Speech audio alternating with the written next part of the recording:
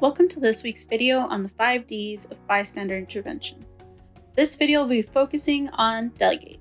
So to delegate is to entrust or task a responsibility to another person, basically asking for assistance or for a resource from a third party. So sometimes getting the outside help can be the best way to assist a potential victim.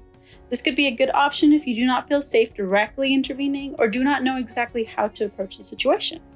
So let's say you're at a party. Instead of going up to the harasser directly, you could get with the party host. It would be probably easier for the party host to get a couple people together to help. Also, if it's someone who you don't know very well, you could try and reach out to one of their friends. You would help by getting their friend to be aware of the situation, and then together you can make sure that the potential victim is free from harm.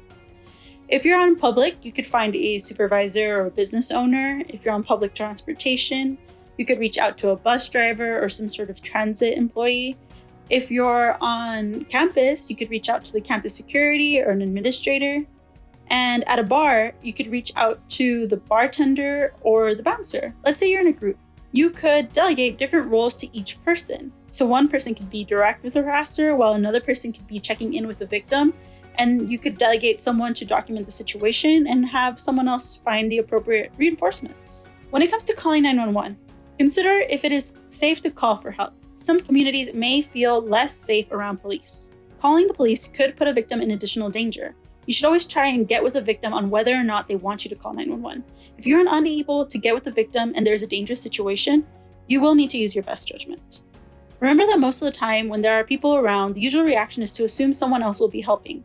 This usually results in no one helping.